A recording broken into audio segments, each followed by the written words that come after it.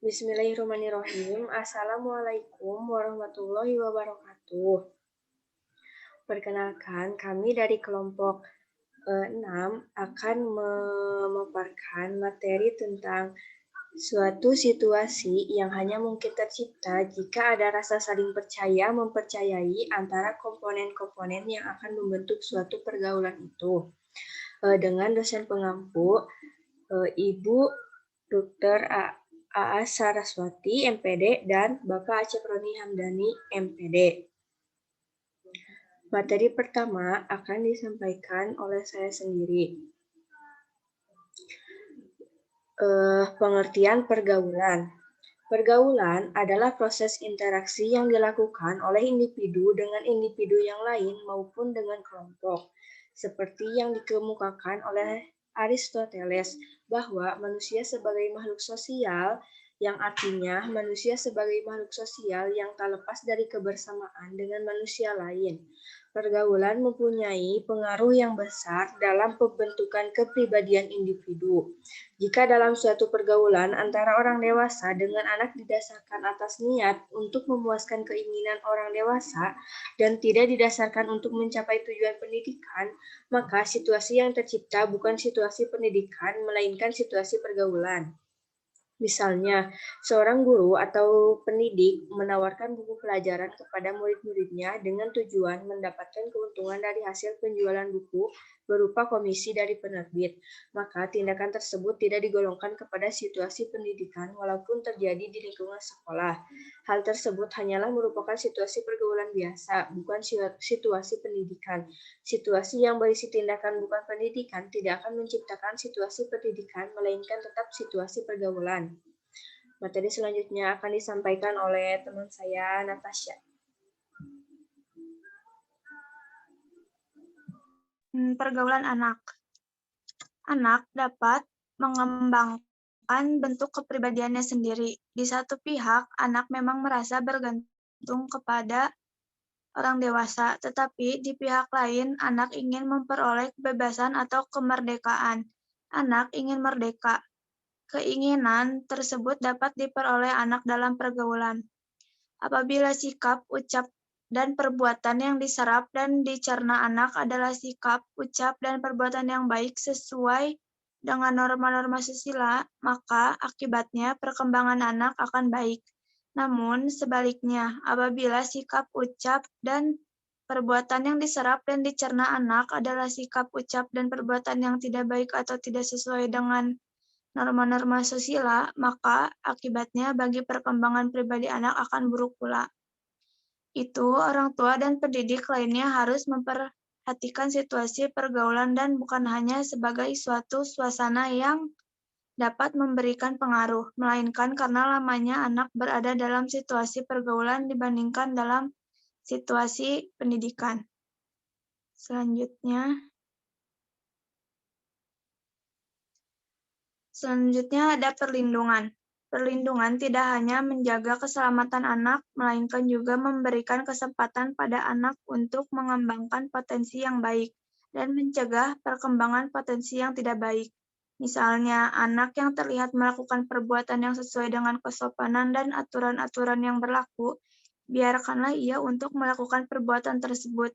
Tapi bagi anak yang melakukan perbuatan yang tidak sesuai dengan tata kesopanan, segera ditegur dan diluruskan dengan mengubah situasi pergaulan dengan situasi pendidikan.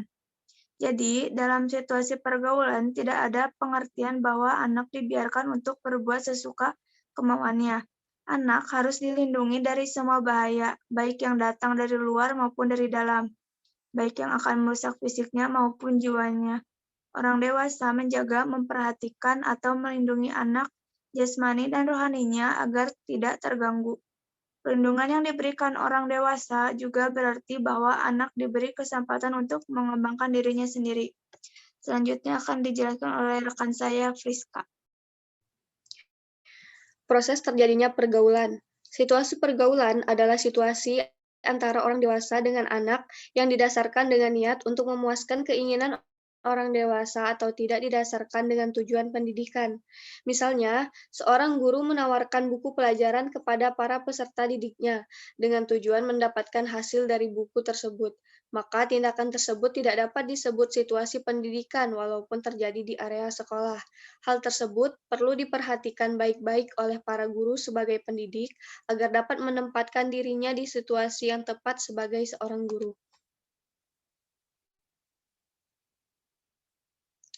Situasi pergaulan.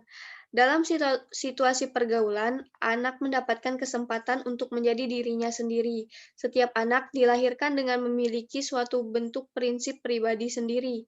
Dalam situasi pergaulan, anak mendapatkan kesempatan untuk mengekspresikan apa yang dipikirkan, dirasakan, dan kemauan yang dihayatinya. Di satu sisi, anak memang masih bergantung pada orang dewasa, tetapi di satu sisi lainnya, anak juga ingin memperoleh kebebasan.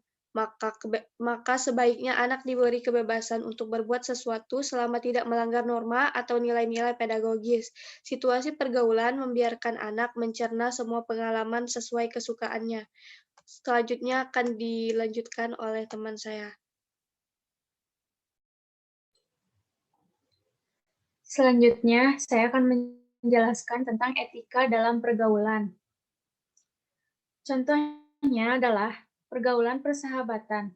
Pergaulan ini sifat hubungannya hanya sebatas berteman yang didasari adanya kesamaan di antara mereka, seperti kesamaan sekolah, agama, hobi, tempat tinggal, pekerjaan, dan latar belakang status sosial ekonomi. Ada beberapa cara untuk membina hubungan yang baik atau pergaulan dengan sesama teman, antara lain,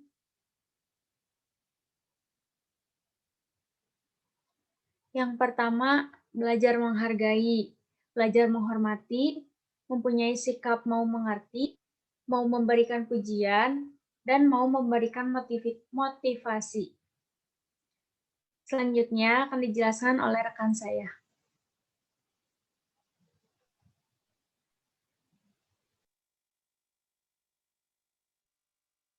Satu, tidak bercanda terlalu keterlaluan. Kalau kita bersenda gurau, hal-hal yang kecil mungkin tak masalah. Tapi kalau sudah di luar batas, maka hubungan itu bisa langsung retak.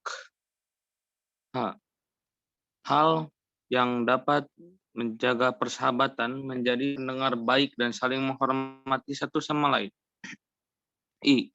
Jangan pernah mengkhianati kepercayaan sahabat kita.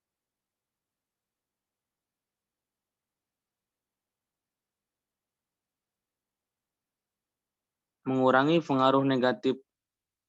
Upaya pengulangan pergaulan bebas sangatlah kompleks. Permasalahan yang saling berkaitan antara satu dengan yang lainnya. Hal ini dapat dipahami mengingat interaksi dalam masyarakat merupakan suatu sistem yang tidak terpisahkan. Dari sekian luas penanggulangan yang bisa dilakukan, peneliti mencoba mengelompokkan upaya dalam menanggulanginya. Yang pertama, tindakan preventif. Tindakan preventif maksudnya yaitu suatu langkah atau usaha kegiatan yang dilaksanakan untuk mencegah timbulnya penyimpangan dari perilaku siswa. Pada dasarnya, tindakan preventif merupakan perbuatan suatu pencegahan sebelum seseorang melakukan perbuatan penyimpangan. Yang kedua, menghindari pergaulan bebas di antara serbuan informasi yang turut mempengaruhi para remaja. Untuk berlaku bebas, bukan tidak mungkin sebenarnya tidak menghindari hal tersebut. Cara menghindari pergaulan bebas dengan benar dapat dilakukan secara suatu proses sejak seorang berusia dini. Selanjutnya akan dibacakan oleh teman saya.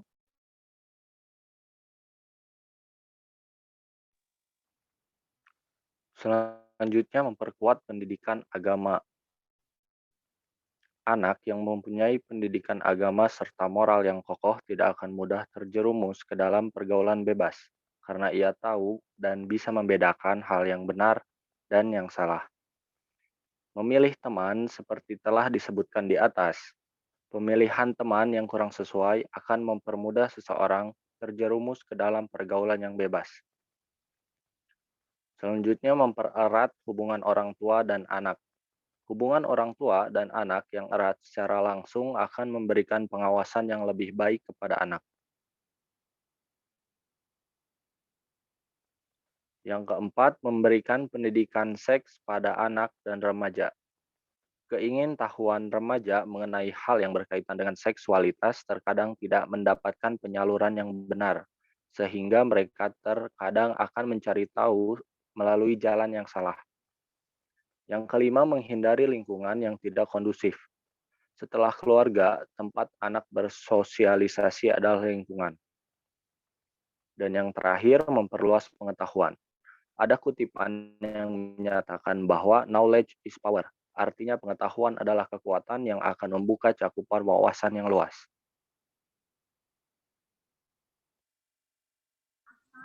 Mungkin cukup sekian dari kelompok kami. Mohon maaf apabila banyak kesalahan. Terima kasih. Wassalamualaikum warahmatullahi wabarakatuh.